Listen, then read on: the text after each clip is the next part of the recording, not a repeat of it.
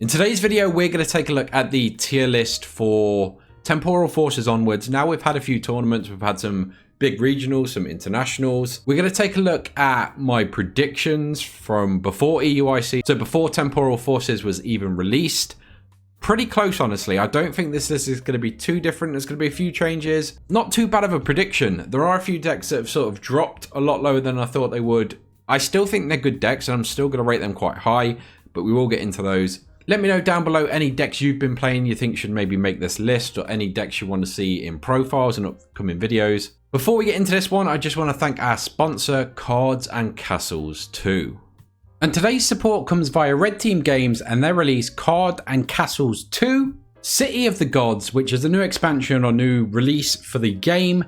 The best way to describe it is a card game smashed up with like a tactical board. So you play cards, play abilities, you have different characters on your board, play as different factions. There's a few different ways to enjoy the game. There's draft mode, there's multiplayer lobbies, there's single player. You can choose from Vikings, Warlocks, Pirates, Ninjas, Druids. There's so many choices, so many different characters. Cards and abilities are constantly being balanced, so the game feels rewarding. Just want to say a massive thank you to Red Team Games for supporting this video and supporting this channel.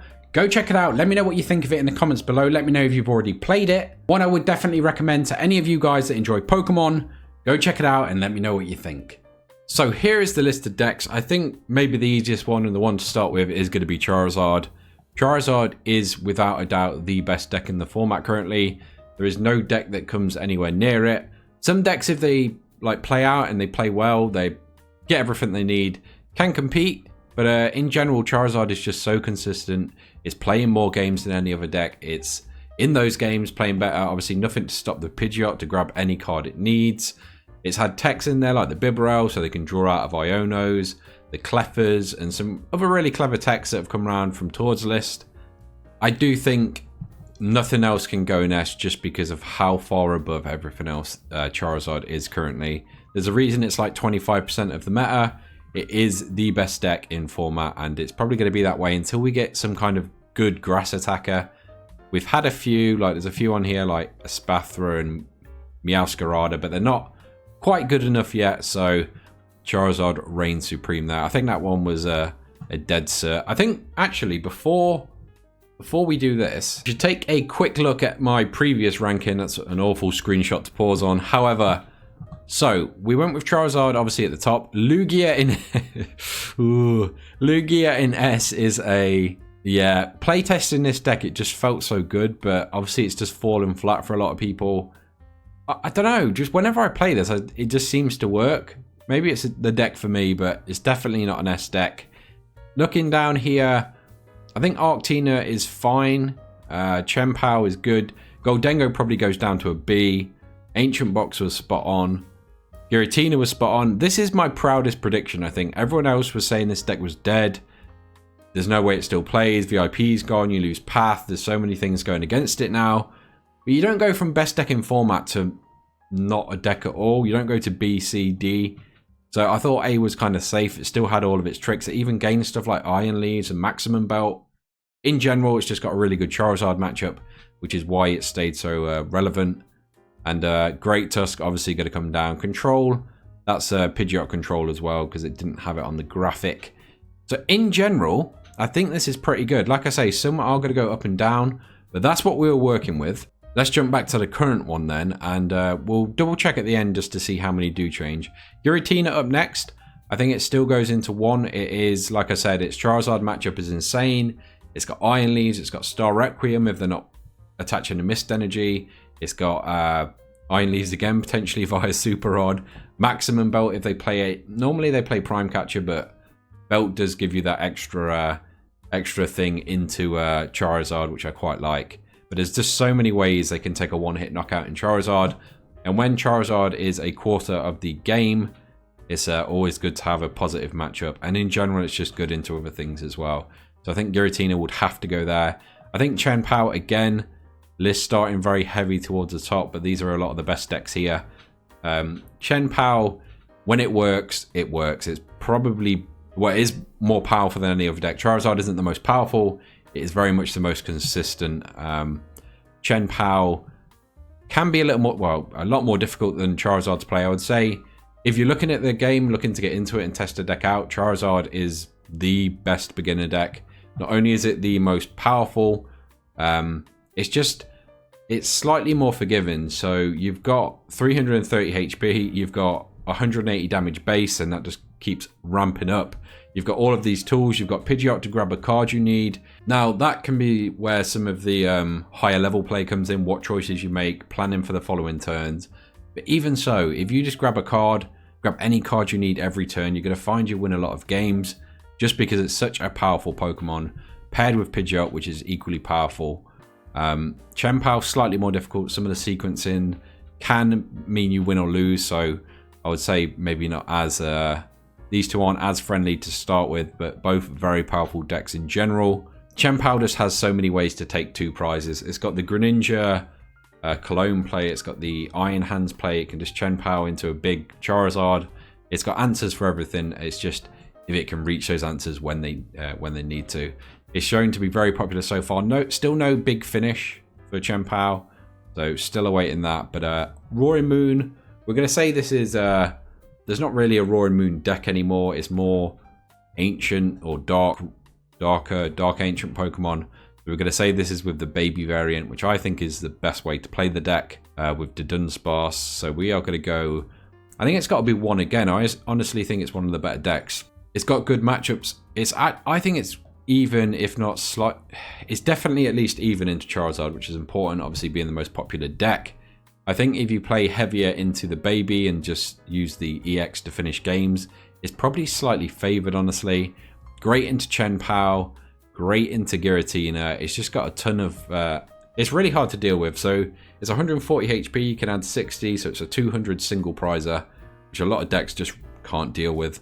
Giratina would need to be using Lost Impact to knock it out. You can't really afford to keep doing that. Potentially you could use an Iron Leaves for a turn.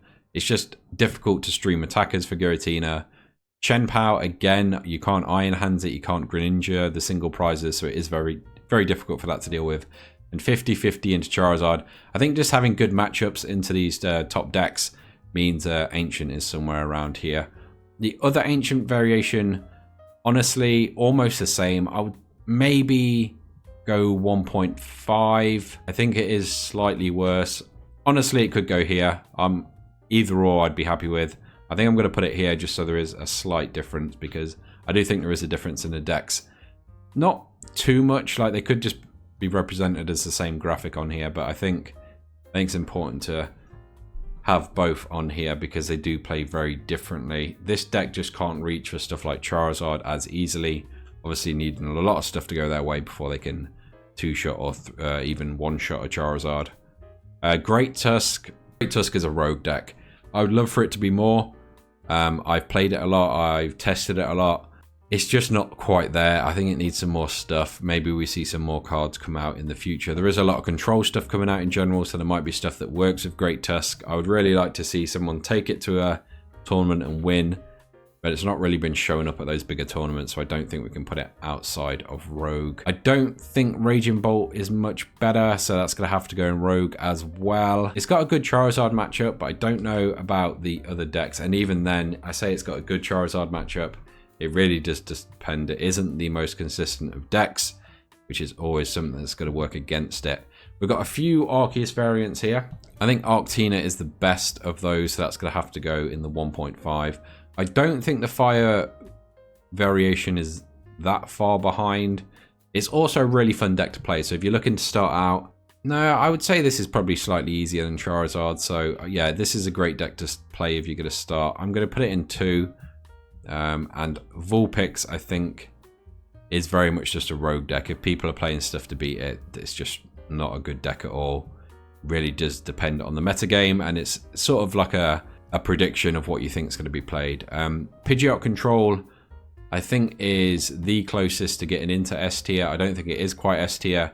I think with a new set and a lot of the cards that are coming out that favor Control, we are going to see this move into the S tier, which is scary for Charizard and probably means Charizard is going to have to switch up how it plays, already move into stuff like Tord's List.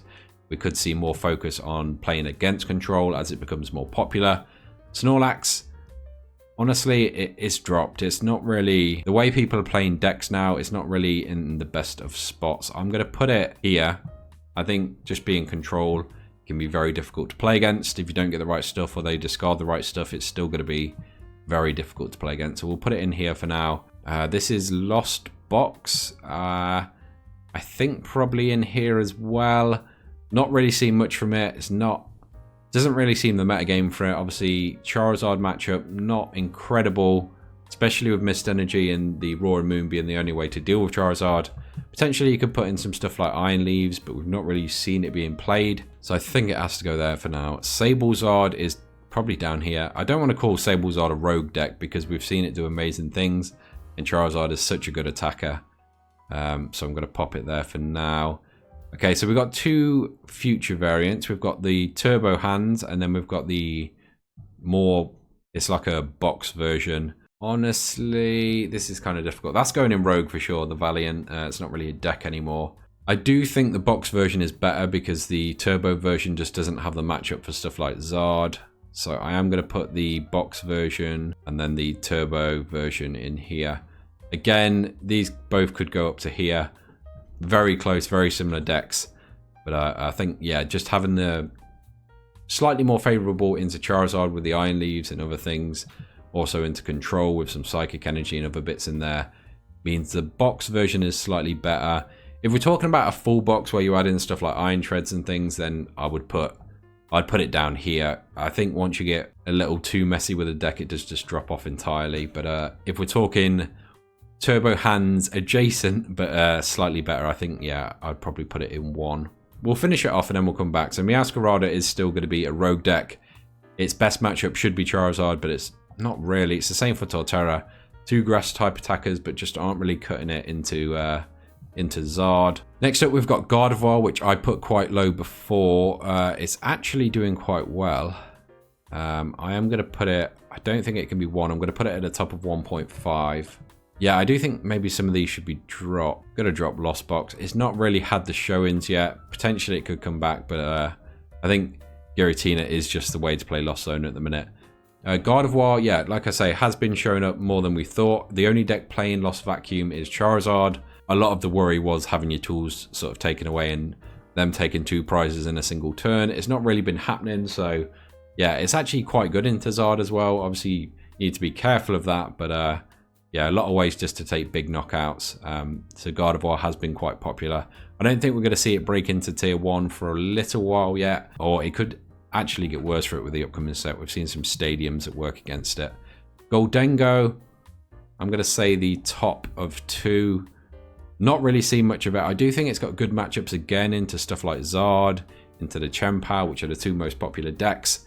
So potentially this one could shoot up, but we've not seen enough of it to really say it should be tier 1.5 or 1. Personally, I think it probably is, but until we see some results, I don't think it's fair to put it above some of these.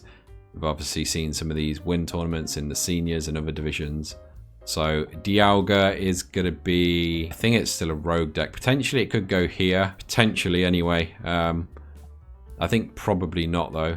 If it goes here, then I feel like some of these, like Goldengo, has to go up here then. Because they're not in, I don't think they're in the same, I don't think they're in the same league, honestly. I'm going to put Goldengo at the end of here. That's fine. Dialga can go in there. No, Goldengo stay there. Okay, let's move on. Lugia. Lugia's got a great matchup into Zard. I think for that reason it has to be Goldengo or Lugia could switch around, honestly. I don't really mind which way around they go. Miraidon we've not seen, and what is Wug Trio? Who's playing that? I'm not even ranked. Oh, damn it. I've ranked it. Curse you, Wug Trio. So I think my tier list would be something like that. Potentially you could move some around. Let's have a quick flick back and have a look. Goldengo has dropped a fair few places. Gardevoir is the one I've been the most wrong about, if not Lugia. So other than those, I've been fairly consistent in what I said. It's still very similar to what I've predicted now, or I think is the tier list now. Yeah, Gardevoir shot up, Lugia's shot down. Goldengo's dropped a few spots. Other than that, Pretty standard, pretty much what I said before. Let me know any changes you would make to the tier list below. Let me know any decks you think should have been included but weren't. Hold on a second, didn't I add Espathra? It'd probably go into rogue deck anyway, so it's completely off topic. Hopefully you've enjoyed this video. Let me know any other videos you want to see down in the comments below. Thank you again to our sponsor. Make sure you go check them out in the description below. That's all I've got for this video though, so I will catch you in the next one.